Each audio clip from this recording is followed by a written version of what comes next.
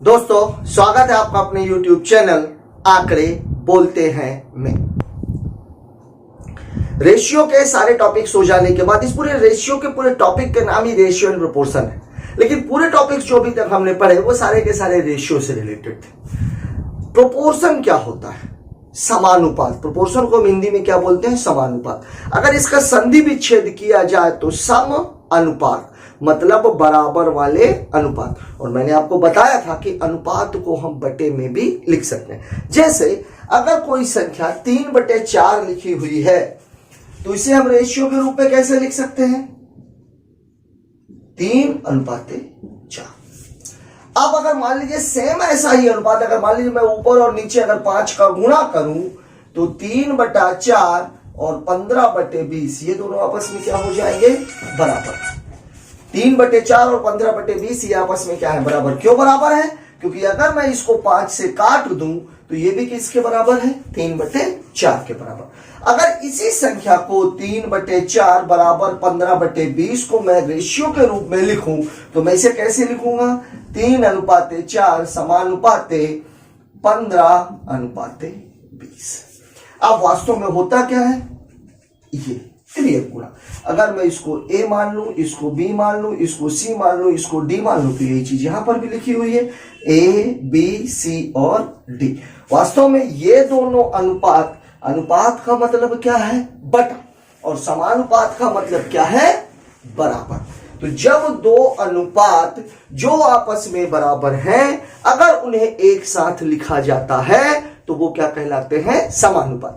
6वीं और 7वीं में आपने इसमें पढ़ा भी होगा कि अगर कोई अनुपात ऐसे लिखा हुआ है 15:20 तो इसको हम पढ़ते क्या थे? इसको हम कहते थे अंत पदों का गुणनफल बराबर मध्य पदों का गुणनफल।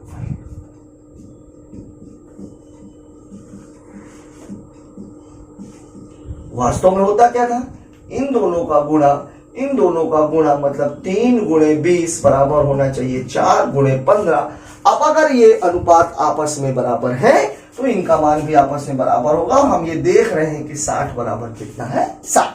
अब ये है क्यों? ये इसलिए है क्योंकि वास्तव में ये दो अनुपात बराबर है। मतलब जब कभी भी समानुपात की चर्चा की जाएगी वहां आप समझ लीजिए कि दो ऐसे अनुपात जो आपस में बराबर हैं उनकी चर्चा यहां पर की गई। ठीक है, ऐसे जैसे यहाँ पे देखिए, यहां पर ये 3:4 था, यहां पे 15:20 था। 15:20 का मान भी वास्तव में 3:4 ही। आगे बढ़ते हैं। अब यहां पर कुल मिला के हमारे पास पद कितने हैं? ए बी सी और डी। तो इसमें क्या लिखा हुआ है? ये कौन सा है? प्रथम, द्वितीय, तृतीय और चतुर्थ पद। ठीक है, अब इसको देखते हैं कि इससे रिलेटेड सवाल क्या आता है और उन सवालों को हमें डील कैसे करना है। इसमें मैं आपको दो तरीके सिखाऊंगा। एक तरीका है अरेंजमेंट का और एक तरीका है फॉर्मूले का। जिन बच्चों को अरेंजमेंट समझ में आए वो अरेंजमेंट के रूप में कर लें, और जिन बच्चों को अरेंजमेंट न समझ में आए, वो अगर उनको ये समझ में आ रहा है कि उन्हें फॉर्मूला जल्दी याद हो जाएगा तो वो फॉर्मूले के रूप में कर सकते हैं। वो मर्जी आपकी। सवाल हमसे कह रहा है, जैसे आपसे बोला जाए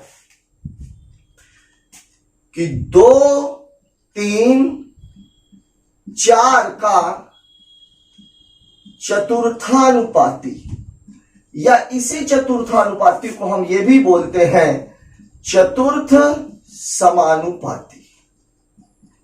मैं पहले अरेंजमेंट की बात कर रहा हूं। तो अरेंजमेंट की बात करेंगे तो इसको कैसे लिखेंगे? 2:3 समानुपाते 4:x।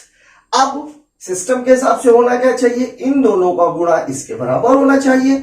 मतलब 2 × x बराबर 3 × 4, 2 दूनी 4, मतलब x बराबर कितना हो जाएगा? 6। मतलब जो हमारा चतुर्थानुपाती है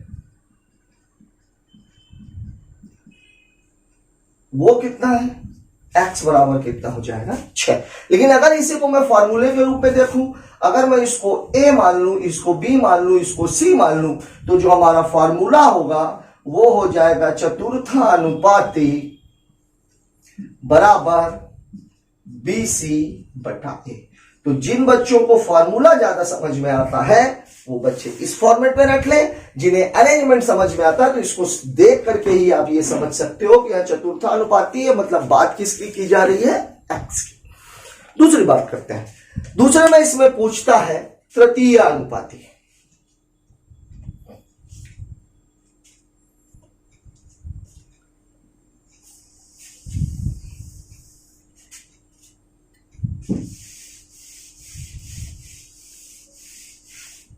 जैसे आपसे पूछ लिया जाए 3/6 का तृतीय अनुपाती ज्ञात करें। 3/6 का तृतीय अनुपाती, या इसी को हम क्या बोलेंगे, तृतीय समानुपाती।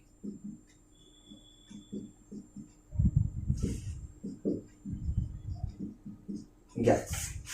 अब यहां पर क्या हमें कौन सा निकालना है, तृतीय अनुपाती। इसका अरेंजमेंट कैसे होता है, इसका अरेंजमेंट ये रहेगा 3/6 समानुपाते 6/x। यहां पर एक कंफ्यूजन क्रिएट होता है कि इस 6 को हमने 2 बार क्यों लिखा है। तृतीय अनुपाती का मतलब क्या है, दिमाग में जो आपकी जो घंटी बजेगी वो ये है कि हमें इसका मान निकालना है, जबकि वास्तव में ऐसा नहीं है। आपको मान किसका दिया हुआ, यहां पर आप देखिए सवाल 3/6 बराबर 6/x। ये 6 कहां पर आ गया है, तीसरी जगह पर। तो अब आपका जो अरेंजमेंट है वो सेम ऐसा रहेगा, फिर वही चीज 3 गुणे x बराबर 6 गुणे 6, 3 दूनी 6, मतलब x बराबर कितना हो जाएगा, 12। अगर मैं फार्मूले के रूप में बात करूं तो इसको हम a मानेंगे और इसको हम क्या मान लेंगे, b। तो तृतीय अनुपाती बराबर होता है b²/a। फार्मूले के रूप में हम इसे ऐसे लिखेंगे। तीसरा सवाल जो इसमें पूछा जाता है वो पूछा जाता है मध्यानुपाती। मध्यानुपाती के सवाल में मध्यानुपाती किस तरीके का, जैसे आपसे बोला जाए 3 तथा 192 का मध्यानुपाती, 3 192 का मध्यानुपाती। अब अगर इसको अरेंज करने की बारी आएगी तो हम इसको कैसे करेंगे, 3/x समानुपात x अनुपात 192। सिस्टम के हिसाब से ये मतलब x² बराबर 3 गुणे 192 या x बराबर 3 गुणे 192। अब हमें करना क्या है, जब कभी भी इस तरीके का मामला आता है तो आप इसको गुणा करके वर्गमूल निकालें। उससे बेहतर क्या है, हमें 3 क्या दिख रहा है, सिंगल। सबसे पहले आप यहां से 3 अलग करिए। 3 यदि हम अलग करेंगे तो फिर हम देखते हैं कि कौन सी संख्या बन रही है। तो यहां पर हम क्या देखेंगे, 3 गुणे, अगर मैं इसमें 3 का भाग दूंगा तो 3 छके, 3 को यदि मैं बाहर निकालूंगा तो 3 छके 18, 3 चौके 12। अब यहां से ये 3 बाहर और ये 64 का वर्गमूल 8, मतलब इसका उत्तर कितना हो जाएगा, 24। अगर फार्मूले के रूप में देखें तो मध्यानुपाती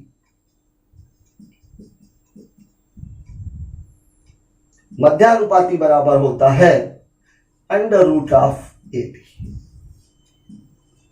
जहां पर A का मान है 3 और B का मान है 192। यही 3 चीजें आपको प्रोपोर्शन के क्वेश्चन में पूछी जाती हैं। एक सवाल और पूछा जाता है कि दिए गई संख्याओं में क्या जोड़ा जाए या क्या घटाया जाए कि वो समानुपाती हो जाए। इन्हीं सवालों में ऐसा भी रहता है कि डाटा का इस्तेमाल ना करके वो बीजीय व्यंजकों का इस्तेमाल कर दे, x या y का या a या b का। सवाल में घबराने की बिल्कुल जरूरत नहीं है। सिस्टम आपको सवाल को लगाने का यही रहेगा, चाहे डाटा आपको कुछ भी दिया गया। आइए देखते हैं इसी से रिलेटेड कुछ सवाल।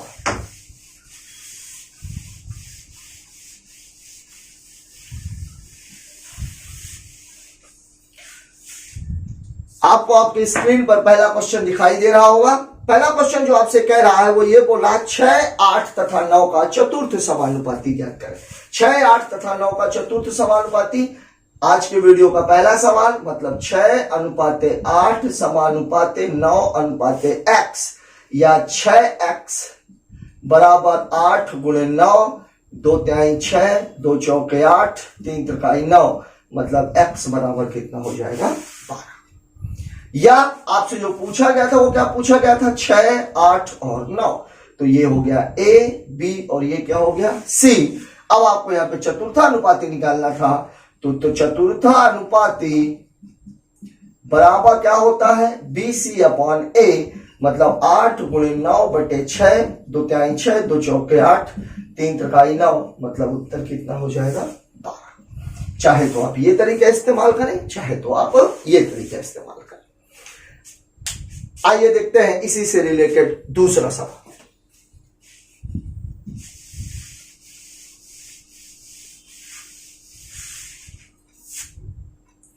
दूसरे सवाल में आपसे कह रहा है 1.2 तथा 1.8 का तृतीय समानुपाती। दूसरा सवाल आपको स्क्रीन पर दिखाई दे रहा होगा। सवाल आपसे यह कह रहा है 1.2 तथा 1.8 का तृतीय समानुपाती निकालना क्या है हमें निकालना है 1.2 1.8 का तृतीय अनुपाती। यह है आपका सवाल। तृतीय अनुपाती निकालने के लिए फिर वही सिस्टम 1.2 अनुपाते 1.8 समानुपाते 1.8 अनुपाते x, फिर वही बात हो जाएगी अंत पद मध्य पद। तो 1.2 गुणे x बराबर 1.8 गुणे 1.8, 2 छक्के 12, 2 नाई 18, 0.9, 6। सबसे पहले इन दोनों दशमलव खत्म कर देते हैं। 3 दूनी 6, 3 त्रिकाई 9, फिर वही 2 नाई 18। अब उत्तर कितना आ गया, 9 त्रिक 27, 1 अंक के बाद दशमलव। या तृतीय अनुपाती का फॉर्मूला क्या होता है, तृतीय अनुपाती बराबर होता है b² अपॉन a। यहां पर ये b है, ये a है, मतलब 1.8 गुणे 1.8 बटे 1.2, दशमलव और दशमलव खत्म। 6 दूनी 12, 6 त्रिक 18, 2 नाई 18, 9 त्रिक 27, मतलब आंसर कितना हो जाएगा हमारा 2.7। अगले सवाल में हम बात कर रहे हैं, आपको आपकी स्क्रीन पर तीसरा सवाल दिखाई दे रहा होगा। तीसरा सवाल हमसे क्या बोल रहा है, 3 तथा 48 का मध्यानुपाती ज्ञात करें। किसकी बात हो रही है, 3 और 48 की। सवाल जो तीसरा नंबर आपसे पूछा गया है वो बोला गया है 3 48 का मध्यानुपाती। सिस्टम के हिसाब से 3 अनुपाते x समानुपाते x अनुपाते 48, तो x² बराबर 3 गुणे 48 या x बराबर √3। 3 यहां से बाहर करेंगे तो 3 गुणे 16, मतलब 3 गुणे 4, उत्तर कितना हो जाएगा 12। या अगर फॉर्मूले के रूप में देखें तो मध्यानुपाती बराबर होता है √AB, मतलब 3 गुणे 48 बराबर करणी में 144, उत्तर कितना 12। आइए देखते हैं इसी तरीके से रिलेटेड कुछ ऐसे सवाल जिसमें बीजीय व्यंजकों का इस्तेमाल किया गया है। सवाल आपसे क्या कह रहा है, x² माइनस y² तथा x माइनस y का तृतीय समानुपाती। x² माइनस y² तथा x माइनस y का तृतीय समानुपाती। आज के इस वीडियो का चौथा सवाल आपसे बोल रहा है x² माइनस y² तथा x माइनस y का तृतीय अनुपाती। अब सवाल में क्या है, तृतीय अनुपाती के हिसाब से x² माइनस y² अनुपात है x minus y समानुपाते x minus y अनुपाते a।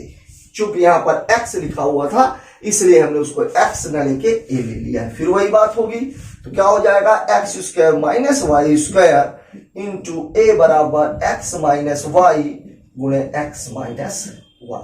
अब क्या करेंगे, a बराबर क्या हो जाएगा x minus y into x minus y upon a² minus b² का फॉर्मूला या x² माइनस b² का फॉर्मूला क्या होता है, x प्लस वाई और x माइनस वाई, ये दोनों कैंसिल, मतलब आंसर हो जाएगा x minus y upon x plus Y.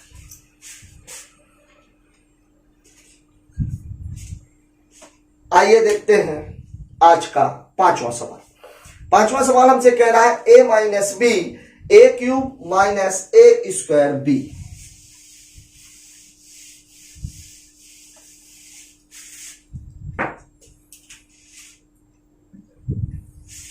a minus B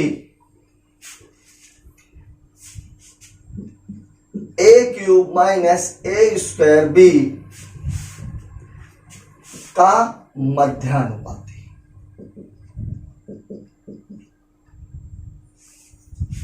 मध्यानुपाती। अब अगर मध्यानुपाती की बात कर रहे हैं तो मध्यानुपाती के लिए फॉर्मूला क्या रहता है?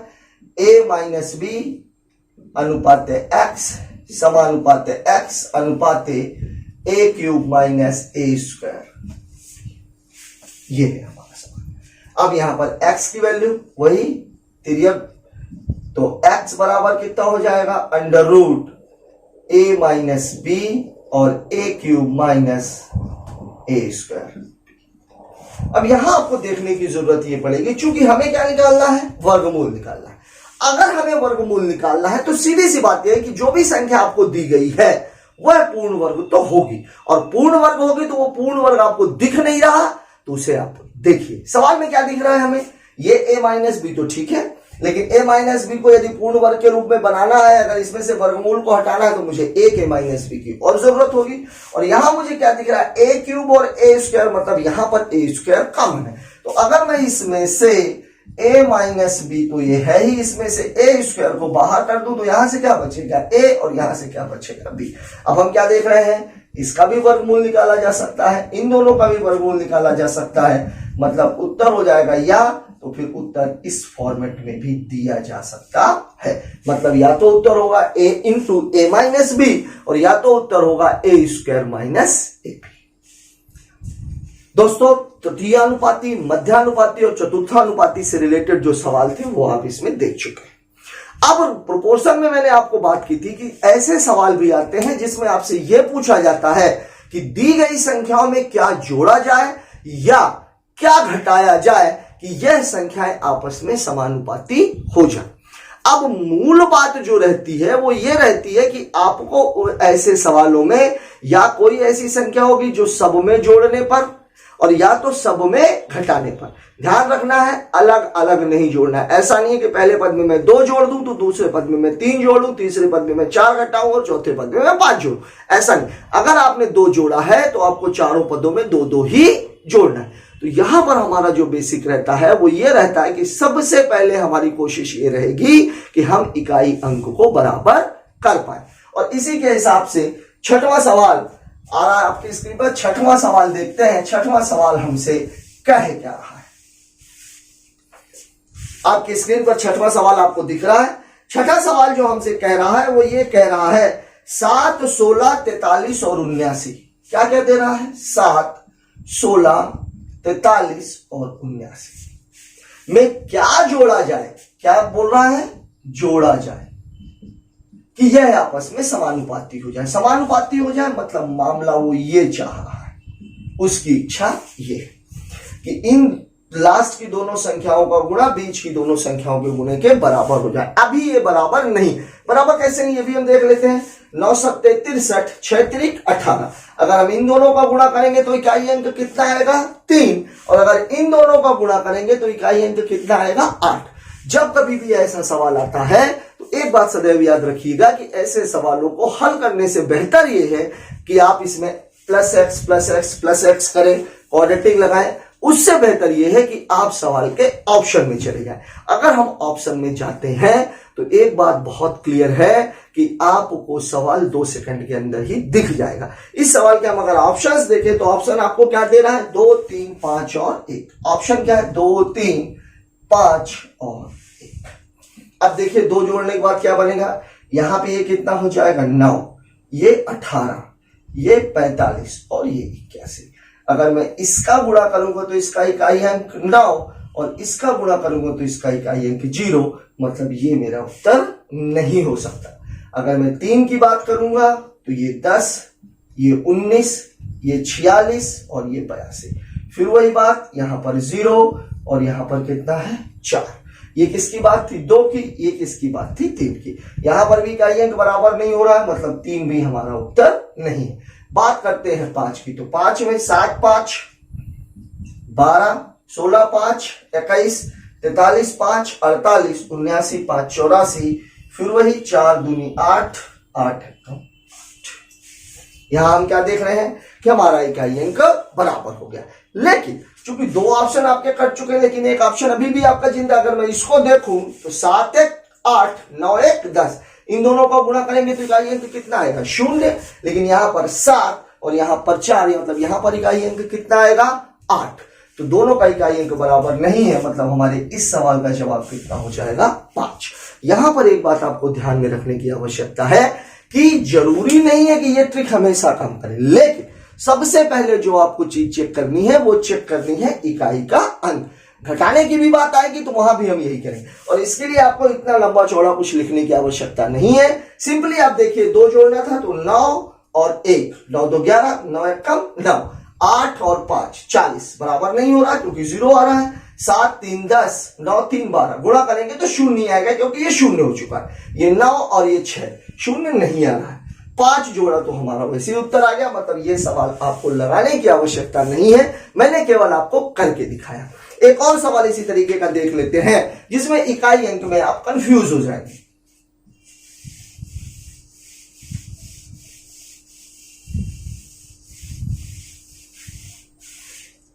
7वां सवाल हमसे क्या कह रहा है? 7वां सवाल सेम है, केवल डाटा अलग अलग है। सवाल क्या क्या है? 16 36 56 116, 16 36 56 और 116। इसमें क्या करना है? जोड़ना है। क्या जोड़ा जाए? अब इसके ऑप्शन में भी हम यही कर लेते हैं, 2 3 4 और ये कितना है? 5। देखते हैं क्या आता है। अब सवाल आपसे यह कह रहा है कि ये हमको इस फॉर्मेट में चाहिए, मतलब इन दोनों का जो गुणा है वो इन दोनों के गुणे के बराबर होना चाहिए। अगर मैं यहां पर इकाई अंक की बात करूं तो 6 और 6, 6 36, यहां भी 6 और 6, 6 36। अब अगर मैं इकाई अंक की बात करूं, अगर मैं 2 जोड़ूंगा तो ये भी 8, ये भी 8, ये भी 8 और ये भी 8, मतलब यहां भी गुणा करेंगे तो 4 आएगा और यहां भी गुणा करेंगे तो कितना आएगा? 4 आएगा। लेकिन जब कभी भी ऐसा सवाल आ जाए जहां पर इकाई अंक बराबर हो रहा हो तो एक बात का ध्यान रखिएगा कि मोस्ट ऑफ द क्वेश्चंस में या तो वो 5 के नजदीक जा रहा होगा, या तो वो 5 बन रहा होगा 5 5, और या तो फिर 0 0। मतलब मैं देख के ये कह सकता हूं, अगर इसमें घटाने की बात आती तो 1 घटाने पर सभी कितने बन जाते? 5 5। लेकिन यहां पर जोड़ने की बात आ रही तो जोड़ने में आंसर हमारा 4 होना चाहिए, है कि नहीं? आइए हम देखते हैं।